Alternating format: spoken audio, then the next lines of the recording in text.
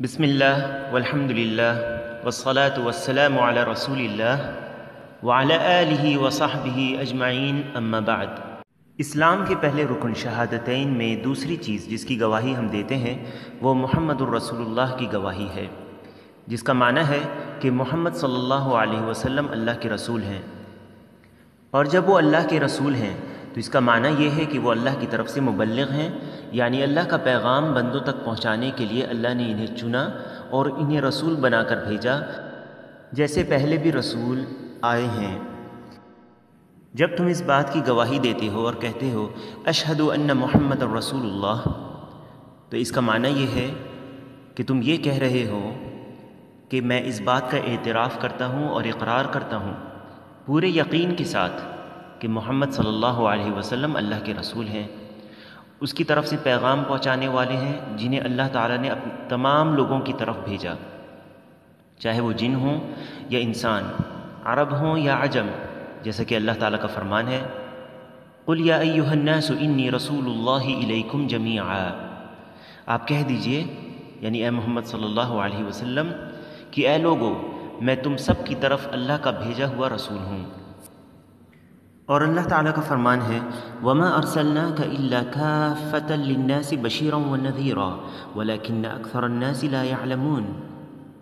ہم نے آپ کو تمام لوگوں کے لیے خوشخبریاں سنانے والا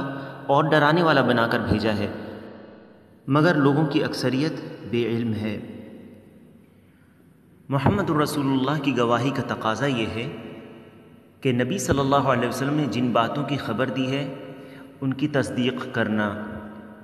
نبی صلی اللہ علیہ وسلم کے حکم کی اطاعت کرنا،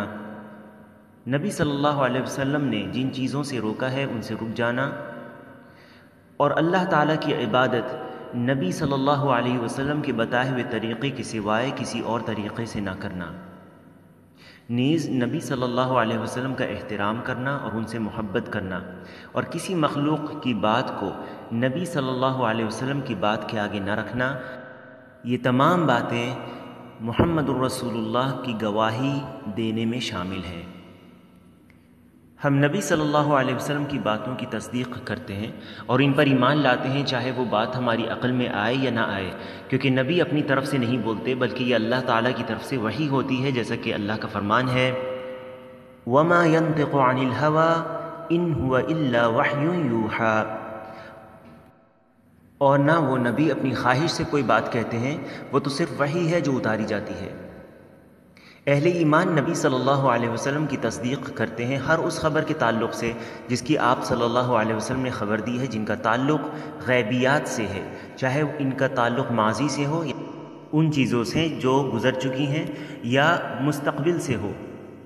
یا ان چیزوں کے تعلق سے ہو جو ہمیں دکھائی نہیں دیتی ہیں، جیسے جن اور فرشتے، جنت اور جہنم۔ ہم ان سب کے وجود پر نبی صلی اللہ علیہ وسلم کی تصدیق کرتے ہوئے ایمان لاتے ہیں۔ انہی خبروں میں سے نبی کریم صلی اللہ علیہ وسلم کا یہ فرمان بھی ہے انا خاتم النبیین لا نبی بعدی، میں خاتم النبیین ہوں، یعنی نبیوں میں آخری نبی ہوں، میرے بعد کوئی نبی نہیں ہے۔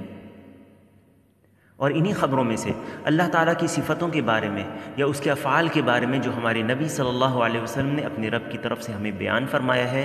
ہم ان پر ایمان لاتے ہیں۔ ہم اللہ سبحانہ و تعالیٰ کے بارے میں بغیر علم کے باتیں نہیں کرتے، کیونکہ یہ بہت بڑا گناہ ہے۔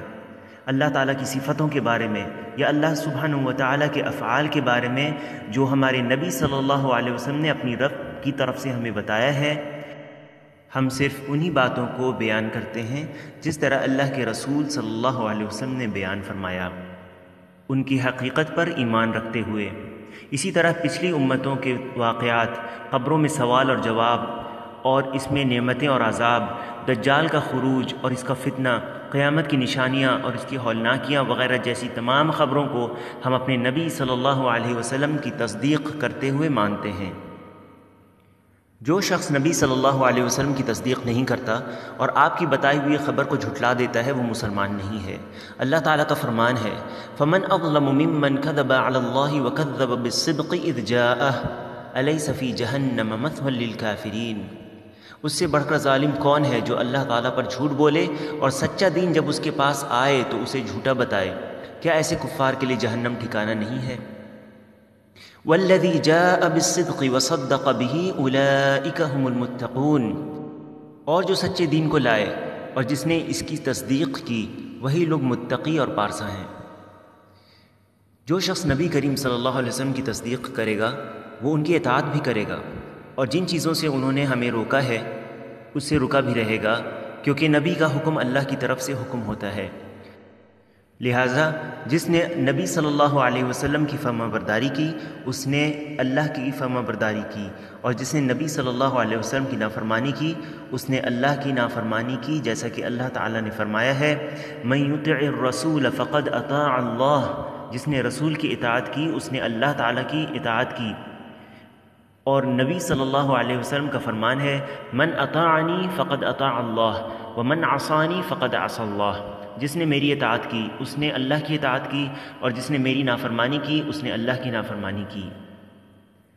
جب تم یہ جانتے ہو کہ محمد صلی اللہ علیہ وسلم اللہ کے رسول ہیں اور اللہ نے شریعت کو ان پر نازل فرمایا تاکہ وہ بندوں کو اللہ کی عبادت اور اس کی رضا اور آخرت میں جنت کے راستے کی طرف رہنمائی فرمائیں اور گمراہی سے انہیں روکیں، تو تمہیں یہ بھی جان لینا چاہیے کہ اللہ تعالیٰ نے ہی اپنے نبی کے ذریعے ہمیں عبادت کا طریقہ بتایا ہے۔ لہٰذا اللہ تعالیٰ صرف انہی عبادتوں کو قبول کرے گا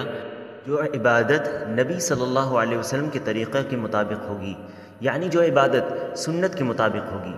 اور جو بھی عبادت سنت کے مطابق نہیں ہوگی وہ اللہ کے یہاں قبول نہیں ہوگی، کیونکہ یہ دین میں نئی نکالی چیز ہوگی،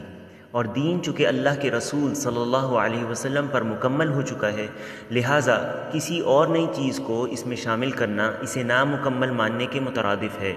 جو بدعت اور گمراہی ہے۔ لہٰذا ایسی عبادت رد کر دی جائے گی، جیسا کہ حدیث میں ہے من عمل عملا لیس علیہ امرنا فہو رد، جس نے کوئی ایسا عمل کیا جس پر ہمارا عمل نہیں ہے تو وہ مردود ہے۔ اس لیے شہادتین کا تقاضا اسی وقت پورا ہوگا جب عبادت کو صرف اللہ کے لیے اخلاص کے ساتھ اور نبی صلی اللہ علیہ وسلم کی اتباع کرتے ہوئے کیا جائے گا۔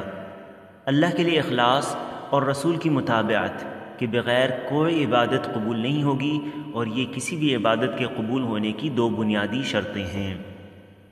اللہ تعالیٰ کا فرمان ہے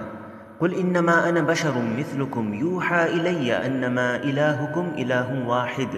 فمن كان يرجو لقاء ربه فليعمل عملا صالحا ولا يشرك بعبادة ربه احدا۔ آپ کہہ دیجئے اے محمد صلی اللہ علیہ وسلم کہ میں تو تم جیسا ہی ایک انسان ہوں، ہاں میری جانب وحی کی جاتی ہے کہ سب کا معبود صرف ایک ہی معبود ہے، تو جسے بھی اپنے رب سے ملنے کی آرزو ہو اسے چاہیے کہ نیک اعمال کرے اور اپنے رب کی عبادت میں کسی کو بھی شریک نہ کرے۔ نیک اعمال سے مراد وہ اعمال جو شریعت اور سنت کے موافق ہوں، نہ کہ بدعت اور خرافات ہو، کیونکہ ہر بدعت گمراہی ہے اور عند اللہ مردود ہے، تو پھر وہ نیک اور صالح کیسے ہو سکتی ہے؟ اور اسی طرح اپنے رب کی عبادت میں کسی کو شریک نہ کرے، یعنی عبادت کو خالص اپنے رب کے لیے کرے، ایسی عبادت جو ہر طرح کے شرک سے پاک ہو۔ تو لا الہ الا اللہ پر عمل کا تقاضا اخلاص سے پورا ہوگا، اور محمد رسول اللہ کی گواہی کا تقاضا سنت کے مطابق عمل کرنے اور بدعتوں سے دور رہنے سے پورا ہوگا۔ شہادتین صرف ظاہری طور پر زبانی اقرار کا نام نہیں ہے، بلکہ زبانی اقرار کے ساتھ دل کی سچائی اور اس کے تقاضوں کے مطابق عمل کرنے سے پورا ہوتا ہے، اور اس کی شرطوں کا ذکر انشاءاللہ اگلے درس میں آئے گا۔